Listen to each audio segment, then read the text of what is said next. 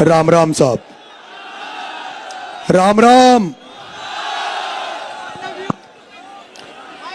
I love you to.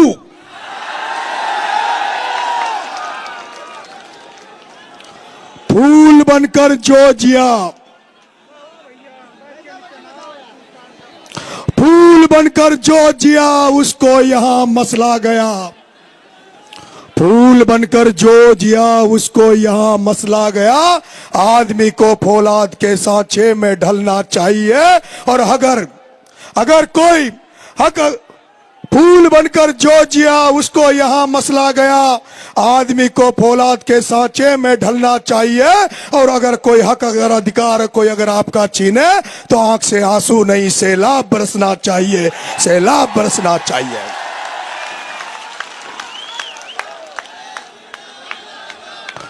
मंच पर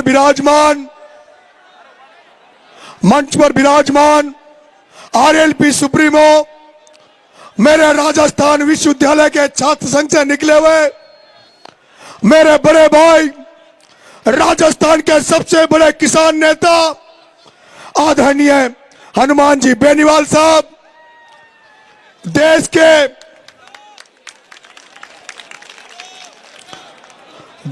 के आम जन की, किसान की, गरीब की, शोषित की सबसे बुलंद आवाज आदरणीय राज्यसभा सांसद, आम आदमी पार्टी के राष्ट्रीय नेता परम आदरणीय संजय सिंह जी,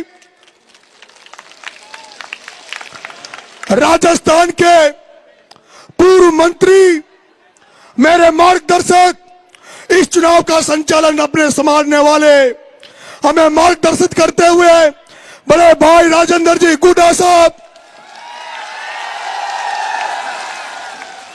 समाजवादी पार्टी के विधायक बड़े भाई अतुल जी प्रधान, जो पिछले संकट के समय हमारा साथ दे रहे आदरणीय अतुल जी प्रधान साहब, एसडीपीआई पार्टी। हंगामा खड़ा करना नरेश का मकसद नहीं, पर इस हाड़ौती के किसानों की, मजदूरों की तकदीर और दिशा बदलनी चाहिए, तकदीर और दिशा बदलनी चाहिए।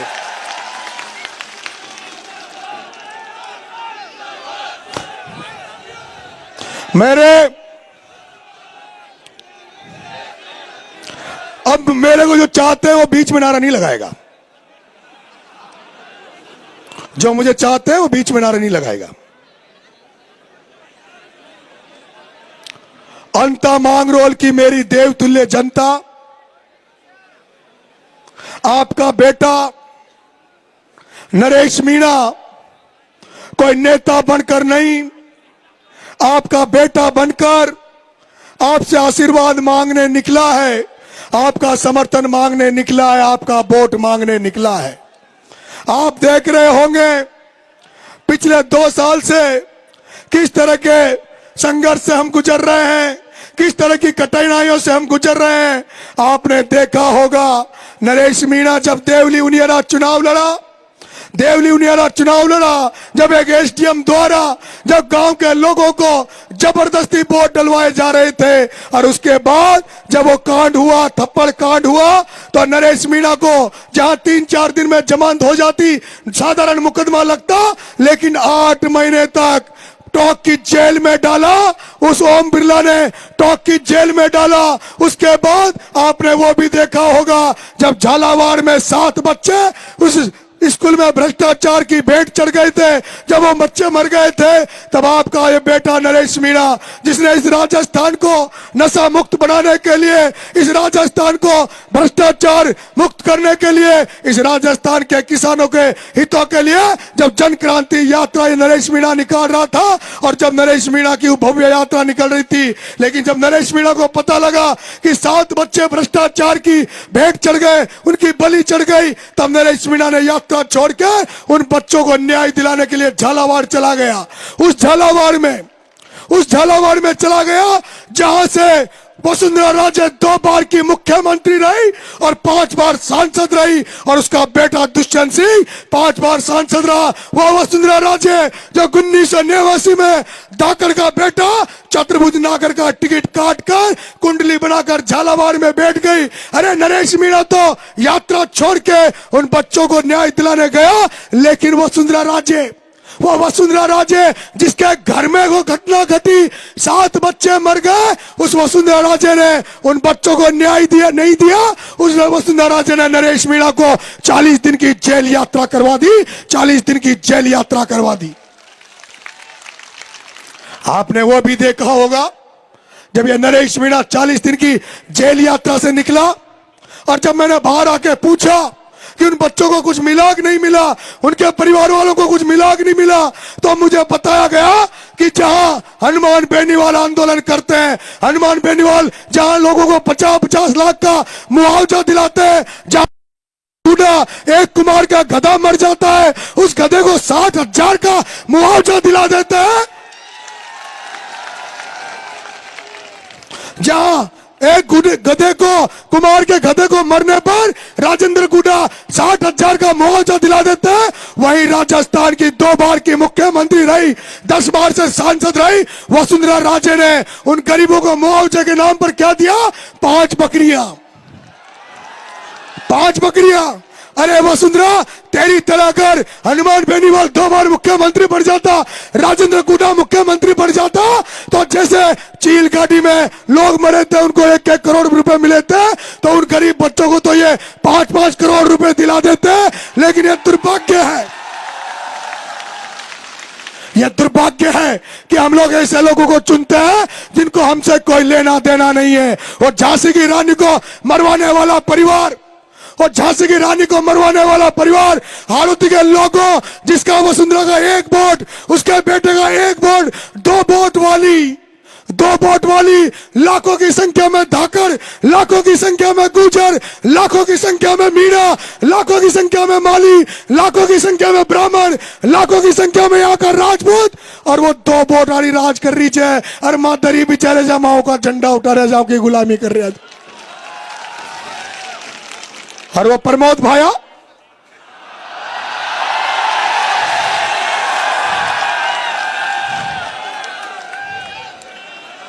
वो प्रमोद भाया कौन है? आवाज नहीं आई। कौन?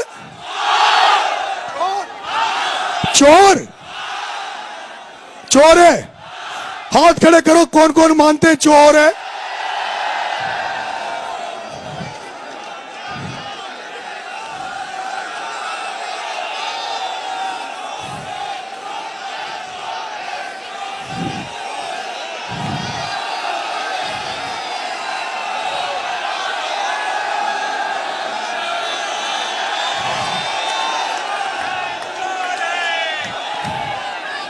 वो प्रमोद जैन भाया, और प्रताप सिंह सिंघवी, और शांति धारीवाल, और इनका सरदार डकैत कौन है? ओम बिरला। ओम बिरला कौन है? ओम बिरला कौन है? नहीं नहीं, चोर नहीं है, नहीं नहीं नहीं, गलत। चोरों का सरदार, चोरों का सरदार कौन है? चोरों का सरदार कौन है? किसानों का हत्यारा कौन है? किसानों का हत्यारा कौन है? अब हमारी बात भी सुनो, पर ताई ता बोलेगा तो फिलहाल तो घना सारा नेता भी है। मेरे भाइयों, वो ओम बिरला, प्रताप सिंह सिंघवी, प्रमोद जैन भाया, शांति धारीवाल, वो 4 व्यक्ति जो 2 बीजेपी में, 2 कांग्रेस में, राजनीति में उन्होंने कब्जा, धंधा पानी पर उनका कब्जा, प्रॉपर्टी का काम करे तो उन चारों के काम करे, जमीनों पे कब्जा करे तो इन 4 आदमियों को जमीनों में कब्जा करे। अगर कोई फैक्ट्री है तो उन चारों की, थर्मल में कोई काम करे तो उन चारों का। और मां किसान का है गिरा।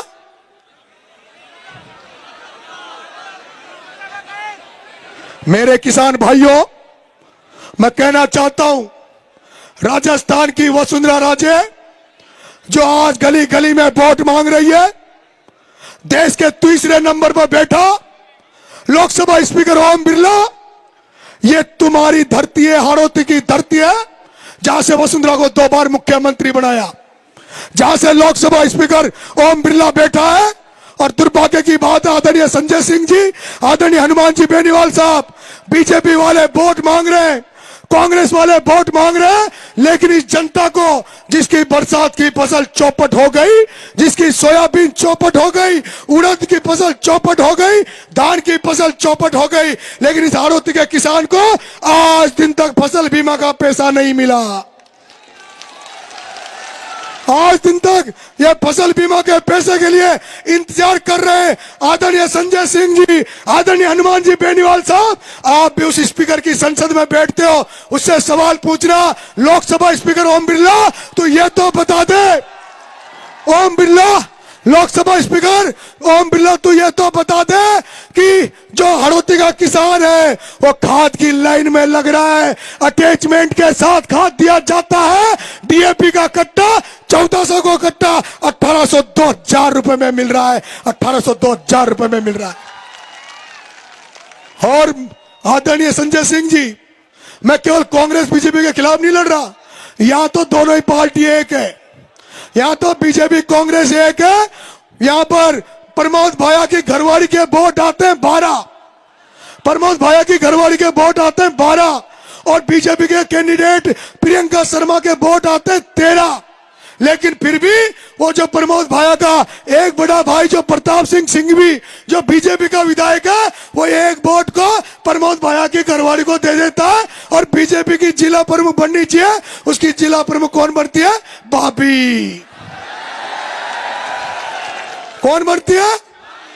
वोट बेचारे ये जनता वोट देती है कि मां कांग्रेस ही छा, मां बीजेपी का छा, और वो जो कांग्रेस बीजेपी का जो नेता बने छा ना, वो यहाँ का वोट को आपस में बांट ले छे, आपस में बांट ले छे। एक किसान का नेता, एक प्रहलाद गुंजल, जो पहले बीजेपी में था, उस बीजेपी में रहते हुए इस धारीवाल ने, ओम बिरला ने, इन्होंने चारों ने मिलकर उसकी बीजेपी में राजनीतिक हत्या की। और अब जब वो कांग्रेस में आ गया, अब वो कांग्रेस में आ गया, तो उनकी सारे कांग्रेस के लोगों ने मिलकर उसकी हत्या कर दी। यहां पर इस हाड़ौती की धरती पर, जहां पंजाब हरियाणा की तरह जमीन है, काली मिट्टी है, ये उपजाऊ खेती है, ये अंततः मेहनत करता है, लेकिन कोई भी राजनीति में जब आगे बढ़ने लगता है, उसकी राजनीतिक हत्या कर दी जाती है। ऐसे कई उदाहरण है। यहाँ शिवनारायण नागर को घर बिठा दिया गया, एक है यहाँ पर मनोज चौधरी, आपका अजीत सिंह माथड़ी, आपका दिनेश जी यादव, आपके अरविंद जी भारद्वाज, ऐसे तमाम किसान लोग थे जिनकी हत्याएं कर दी। मैं किसान भाइयों, यहाँ पर बहुत अच्छे अच्छे नेता हुए थे, रघुवीर सिंह जी कौशल हुए, भरत सिंह जी कुंदनपुर हुए, यहाँ पर बहुत लोग थे उस समय मानवता थी, किसानों के हितों की रक्षा होती थी। लेकिन गुडा साहब जो कहते हैं कि चाणक्य ने कहा था कि जब किसी व्यापारी को राजा बना दोगे तो उसी दिन ये किसान आम जनता भिखारी बन जाएगी। हमारे यहाँ पर व्यापारी राजा बनकर बैठे हैं और जनता बेचारी भिखारी कर दी, जनता भिखारी हो गई। इसलिए ये बदलाव करने निकले आदरणीय संजय सिंह जी, आदरणीय बेनीवाल साहब, ये हाड़ौती की जनता बदलने निकली है, ये इंकलाब का नारा लगा रही है।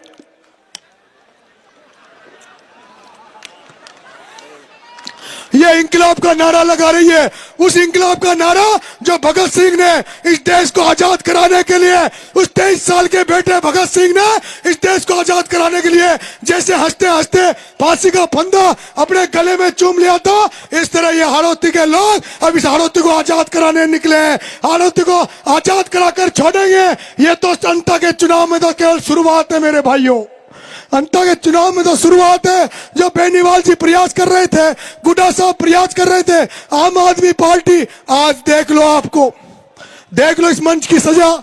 ये बाबा खाटू श्याम की तो कृपा हो रही है, जो संत महात्मा बैठे, मुस्लिम समाज के लोग बैठे, सरदार पंजाबी लोग बैठे। और ये भी देखो मैं 25 साल से गुजर मीणा को तो मैंने एक कर ही दिया, लेकिन ये पहला मंच है जिसमें राजपूत और जाट एक साथ बैठे।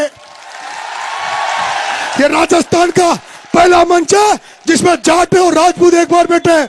मैं एक दिन गुड्डा साहब से कह रहा था, साहब इस कांग्रेस बीजेपी की दुकान बंद कर देंगे, लेकिन राजपूत और जाटों को एक होना पड़ेगा। तो गुड्डा साहब कह रहे थे कि ऐसा नहीं है, हम लोग कई बार एक हुए हैं, और जब जब एक हुए तभी हमने सत्ताएं बनाई है राजस्थान में। ऐसा नहीं है कि हम एक नहीं हो सकते। और आज भगवान ने सुनी, बाबा खाटू श्याम ने मेरी सुन ली कि सारे लोग इस मंच पर एक साथ बैठे हैं। मेरे भाइयों, मैं ज्यादा भाषण अब नहीं दूंगा, बहुत लोग अभी हमारे वक्ता बोलेंगे, लेकिन मेरी अंता की माता पिता तुल्य जनता, मैं आपसे एक निवेदन कर रहा हूं कि अगर आपका बेटा विधायक बन गया, तो आपको कहना चाहता है, जिस दिन आचार संहिता खत्म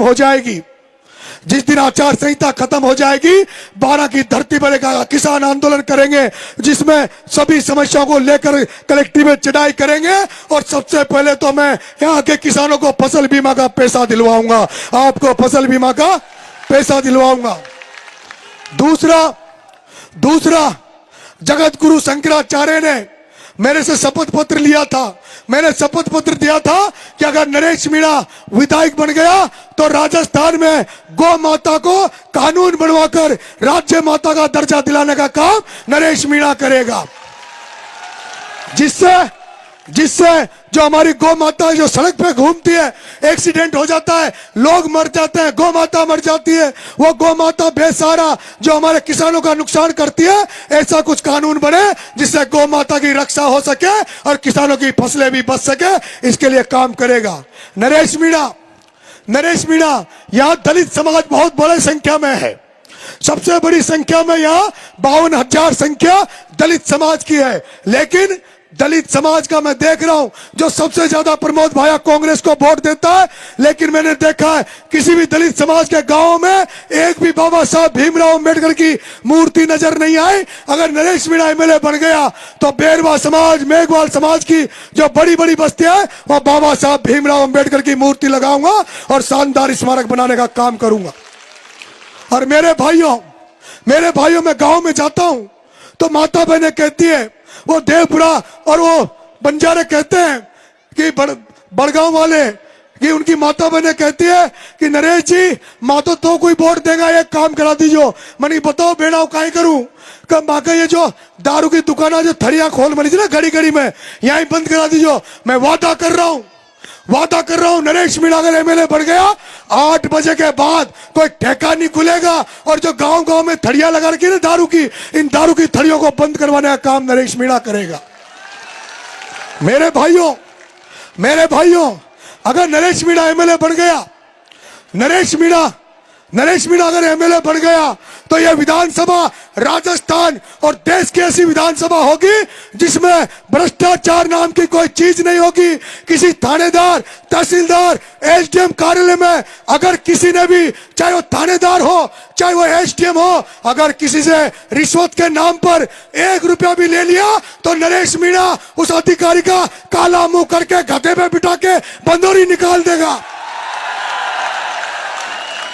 यहाँ पर एमएलए बनने के बाद इस विधानसभा में भ्रष्टाचार नाम की कोई चीज नहीं रहेगी, और जो ईमानदार अधिकारी होंगे, जो ईमानदार कर्मचारी होंगे, उनका हम सम्मान बढ़ाएंगे, उनको माला पहनाएंगे, उनका आदर सत्कार करेंगे। मेरे भाइयों, ये मांग रोड जहाँ ये सभा कर रहे हैं हम लोग, यहाँ खादी का बहुत अच्छा काम होता है, लेकिन उस खादी को कोई मान्यता नहीं है। हम उस खादी के लिए यहाँ पर उस व्यवसाय के लिए यहाँ की बात करेंगे। ये जो जिस मंडी में हम बैठे हैं,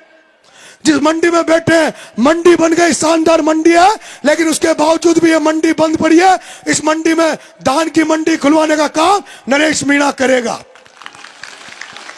और मेरे मांग रोड के व्यापारी भाइयों, आपसे भी एक सचेत कर देना चाहता हूं, आपको बता देना चाहता हूं, जैसे कि प्रमोद भाया ने एक जो मॉल खोला है 12 में मार्ट, उसी तरह का वो यहां पर भी खोलने जा रहा है, जिससे छोटे छोटे व्यवसायी हैं वो मर जाएंगे, वो कुचले जाएंगे, उनको बर्बाद कर दिया जाएगा। इसलिए आप व्यापारी भाइयों को भी सचेत हो जाना चाहिए। मेरे भाइयों, जितनी भी गांव की समस्या है उनको दूर करूंगा। मैं आप जनता का बेटा हूं। मैं किसी नेता, पटेल, जागीरदार, प्रधान, प्रमुख इनके घरों पे नहीं जाऊंगा। गांव में जाऊंगा, आपके बीच में बैठ के आपकी समस्याओं को सुनूंगा, और जो मुझे फंड मिलेगा, वो फंड मिलेगा उसको आपके द्वारा बांटा जाएगा। और फंड में कोई सरपंच नहीं नखा दूं, कोई INJ कमीशन न खा सके। पूरा फंड लागेगा, और जो मुझे जो तनख्वाह मिलेगी अगर MLA बना, और मुझे जो तनख्वाह मिलती है उस तनख्वाह को भी मैं यहाँ की जो बच्चियां हैं उनकी शिक्षा पर लगाऊंगा, छोटे छोटे बच्चों की शिक्षा पर लगाऊंगा। अगर नरेश मीणा MLA बन गया तो नरेश मीणा प्रयास करेगा, आदरणीय हनुमान जी भाई साहब, संजय जी भाई साहब, इन सबका सहयोग लूंगा। क्योंकि भाई साहब हमारा एरिया बहुत पिछड़ा हुआ है, हम निःशुल्क कोचिंगें खोलेंगे ताकि बच्चे कोचिंगों में पढ़ सके। इसलिए आप सब लोग अब भाई साहब को सुनेंगे। एक बार वो लोग हाथ खड़ा कर दो जो ईमानदारी राजनीति पसंद करते हैं, ईमानदार की राजनीति पसंद करते हैं। अब वो हाथ खड़े करो जो चोर और भ्रष्टाचार को पसंद करते हैं। जो व्यक्ति चोर और भ्रष्टाचार को पसंद करते हैं वो हाथ खड़े करो। अब मैं कह रहा हूं, जो भाया को चोर भ्रष्टाचारी मानते हैं वो हाथ खड़े करो। सारे मानते हैं। अब मेरा यह मानना है कि जो चोर के साथ देता है वो भी कौन होता है? भ्रष्टाचारी का साथ देगा वो। इसलिए आप तय कर लेना, यह ईमानदारी और भ्रष्टाचार के बीच लड़ाई है। बहुत बहुत धन्यवाद। राम राम साहब।